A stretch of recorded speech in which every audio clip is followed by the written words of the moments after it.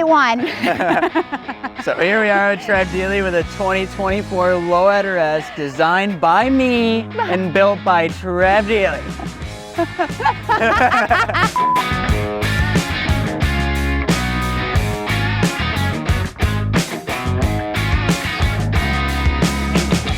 Trev Deeley called me up and they wanted to work with me for 2024, and they had a couple of really key ideas, and this was one of them that I was absolutely into right off the hop.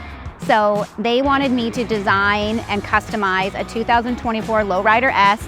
I got to pick the paint scheme, pick the parts that I liked, bring in some other companies that were important to me, like Legends, OG, Basani, and design kind of the bike of my dreams. And this is what we have ended up with. Zach, can you tell us some of the key features about the bike? Absolutely, yeah. Aside from your awesome paint scheme that you did with the retro, we got a brand new 2024 seat on here that's available for all the models. Kind of looks like a Saddleman seat, has a taller end on the back. We have all these OG parts, front and rear crash bar, pegs. We got a brake lever on this side. We have the shift lever on the opposite side. We got a little bit of a nice timer cover here as well to match all of the bronze. Got a front fairing on here. It's much bigger than the Lowrider S's original front fairing, with the great paint scheme as well. And an LED headlight, windshield, LED turn signals, Dominion mirrors from Harley-Davidson. We have ODI bars, risers, and top clamp by OG, Legend suspension in the front, all sorts of good stuff, and even an LED light on the back. Just smoked out LED light in the rear. I took this for the IFRD ride today, and it is so much different in stature. The chassis is so different. My riding position is different than the Sportster. So I actually felt like, for my size of person, I'm 5'10", I've got long limbs. This was actually a better suited size for me than my Sportster.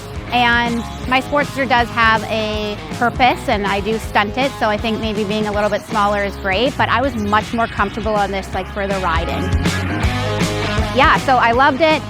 I noticed a couple of really cool things. It's been a long time since I've had a fairing, so it was really nice to have that wind blocking and ripping around on some of the freeways here. I really enjoyed that.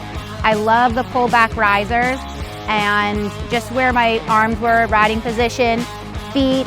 The foot pegs are fantastic, and this adjustable brake arm was great. So when I first hopped on the bike, where it was set up didn't quite work for me, and it's just 2 bolts and a little bit of adjustment. You can put it longer, shorter, and up and down. So it's quite a bit of an adjustment, and now it's perfect.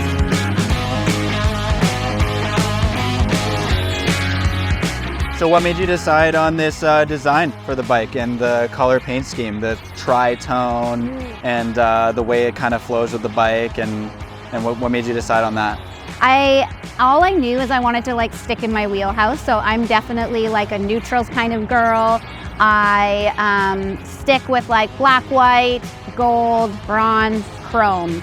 Maybe some monochromatic, if you will. Yeah. Right, so I knew I wanted to do that, but I also didn't want it to be boring. Yeah. And I was talking with Carrie and from Trev Deeley, and she was really into, like, kind of the retro paint jobs and whatnot. Yeah. And I felt initially like that wasn't really me, and I wanted to stick with something that, like, I would ride and I would want to own. Yeah. And my husband and I kind of went on a little deep sea dive, and I found this paint scheme in different colors, and it definitely had that, like, retro vibe for me, but without putting those bright colors on it, I was able to keep it into, like, a color family that like felt congruent with, like, what I like. It's a really good job done on this, and I love it.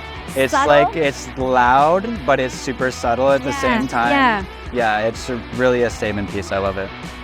And then the painter, Mike Rock, is a really old friend of ours. Yeah. He's been painting for a very long time, a very, very talented guy, and I knew that this was the perfect job for him. He is a phenomenal painter, phenomenal pinstriper, and this was just a no-brainer, and it's hard to tell that it's not factory. Yeah, it really is. Yeah. It's really well done.